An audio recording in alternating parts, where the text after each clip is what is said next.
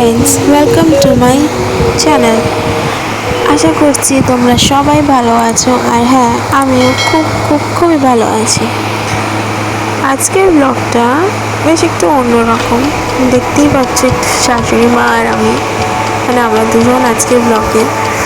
এই কারণে আসলে কালকে হচ্ছে জামাই ষষ্ঠী। তো আমার শ্বশুরবাড়িতে জামাই ষষ্ঠী আছে, বাট নিয়ম কানুন নেই। তো ওই শুধু খাওয়া দাওয়া, এই হাসি মজাক, একটু আনন্দ ফুর্তি হয় আর কি। তো আমার যেহেতু দুটো ননদ আছে, একটা বড় একটা ছোট।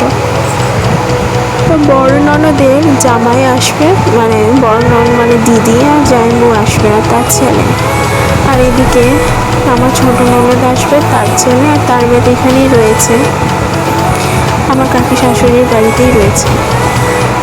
আরও দুজন আসবে, তারা হচ্ছে আমার বরের মামা বাড়ির, মানে মামার ছেলে আর মেয়ে, মানে আমার মামা শ্বশুরের ছেলে আর মেয়ে, মানে আরেকটা আমার দেওয়ার আর আরেকটা আমার ননদ। তো যাই হোক, আজকে তোড়জোড় আছে। আজ সকাল থেকেই অনেক রান্না বান্না, হ্যান ত্যান, দেখতেই পাচ্ছ। তো সকালবেলায় আমরা হালকা ফুলকা নিজেদের জন্য লাঞ্চ করে নিয়েছিলাম। লাঞ্চে আজকে সেরকম না, ওই ডাল করেছিলাম, একটু বেগুন ভাজা করেছিলাম, আর মাছ ভাজা দিয়ে পরেই আজকে আমরা খাবার খেয়েছি। কারণ যেহেতু আরও এখন রান্না করার আছে, ওই জন্য হালকা ফুলকাতেই আজকে লাঞ্চটাকে পার করলাম। তারপরে আমার ছেলে যা কাণ্ড করে, ও সেই 1টা-1.5টা অবধি ওর পেছনে থাকতে হয়। তো ওকে যাই হোক 12:30টার সময় আজকে ঘুম পাড়িয়ে দিয়েছিলাম। তারপরে আমি ঘরটার একটুখানি রুমটুম একটুখানি পরিষ্কার করার ছিল, ওইগুলোকে পরিষ্কার করে তারপরে আমি স্নান টান করে এসে পরে খেলাম। খেয়ে এসে পরে আবার আমি আর শাশুড়া দুজনে আমরা বসে আম খেলাম। তারপর শুরু হলো আমাদের রান্না বান্না করা। 3টে থেকে স্টার্ট করেছি। এদিকে মা আমাকে কেটে দিচ্ছিল জিনিসগুলো, সবজিগুলো, আর আমি এদিকে ঝটপট করে করছিলাম। তো সেরকম মানে রাতে সবাই, মানে সন্ধ্যেবেলায় সবাই ঢুকছে, সন্ধ্যে আর রাতে। তো সেরকম বেশি কিছু হিউজ আর বেশি হেভি করিনি আজকে, রাতে এসে খাবে ওই কারণে। তো আজকের মেনুতে ছিল রাতে পটল ভাজা, তারপরে আমার বড় ননদের ছেলে কুমড়ো ভাজা খেতে খুব পছন্দ করে, তো ওই জন্য কুমড়ো ভাজা, অবশ্য সবার জন্য ওটা করা হয়েছিল। তারপরে তোমার আলু ভাজা, এইদিকে ডাল, তারপরে পটল আলুর তরকারি হয়েছিল, আর মাছের ঝোল। তো এই যে তোমরা দেখতে পাচ্ছ, পটলগুলোকে আমি ভেজে নিয়েছিলাম, তারপরে এইদিকে ঝটপট করে মাছগুলোকে ভেজে নিচ্ছিলাম। আর হ্যাঁ সরি, মাছের ডিমের বড়া। ওইদিকে মাছ ভেজে এবার আমি এদিকে চলে এলাম মাছের মশলাটা কষাতে। মাছের মশলাটা এদিকে কষছে, তার আগে কিন্তু আমার ছেলে উঠে গেছিলো ওই আড়াইটার সময়, হ্যাঁ 2:30টার পরেই উঠে গেছিলো। তো ওই কারণে ওকে ছেলেকে খাওয়াতে হয়েছিল, ওই জন্য আরেকটু লেট হয়ে গেছিলো। যাই হোক, করতে এদিকে মশলা কষিয়ে নিলাম আমি। এরই মধ্যে আমার বড় চলে এলো, এই যে আমার ছেলে উঠে গেছে, ওর সাথে খেলছে। আর যা গরম, অবস্থা খারাপ হয়ে গেছিলো।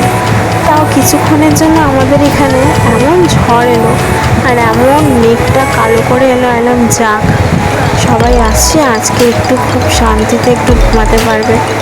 স্পেশালি বাচ্চাদের জন্য বেশি টেনশন, কারণ যা গরম পড়েছে, বড় মানুষরাই অবস্থা খারাপ হয়ে যাচ্ছে, তো ছোটদের উপর দিয়ে কী যাচ্ছে। আমার ছেলেদের গরমে পুরো মুখ চোখ পুরো একদম লাল হয়ে যায়, কিন্তু আর কী করবো। যাই হোক, এই কুমড়োটা অর্ধেকটা মা ভেজে রেখেছিল, তারপরে আমি আবার বসিয়ে দিলাম। এদিকে পটলটা করে নিলাম, পটলটা করে নেওয়ার পরে, মানে পটল আলু তরকারিটা করে নেওয়ার পর এদিকে এবারে মাছেরটা করছি। এইদিকে করতে আবার ওইদিকে টিউশন পড়তেও এসেছে। আমি বললাম যে তুমি আজকে পড়িয়ে দাও, মানে আমার বরকে বললাম যে তুমি আজকে পড়িয়ে দাও। কারণ আমার আর শরীর চলছে না, আমি এখন পারবো না। তো আজকে করিয়ে দিয়েছে, যাই হোক একটু হেল্প করে দিয়েছে আমার। এদিকে আমার মাছটাও প্রায় হয়ে গেছে। এবারে মাছের আলুটা একটুখানি সেদ্ধ হবে, তাই জল দিয়ে এবারে হালকা আছে ওটাতে আমি দিয়ে দিলাম। তারপরে এবারে মাছের ডিমের বড়া লাস্ট যেটা আমার, ওটাও ঝটপট করে নিলাম। তখন বাজে প্রায় 6টা। আমার আর শরীর চলছে না, আমি করতে একটুখানি বসলাম। তখন করতে বড় জামাই বা পুচকু চলে এলো, মানে বড় দিদির ছেলে আর বর।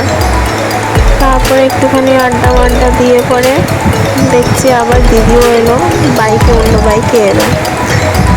ব্যাস, তারপরে আমরা আবার চলে গেলাম, একটু আড্ডা মারছিলাম, গল্প করছিলাম।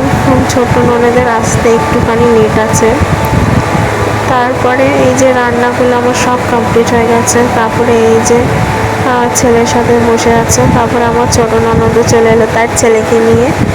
ব্যাস, আজকের ব্লগটা ভালো লাগলে প্লিজ লাইক করো, শেয়ার করো, আর হ্যাঁ, সাবস্ক্রাইব করতে ভুলো না। Thank you.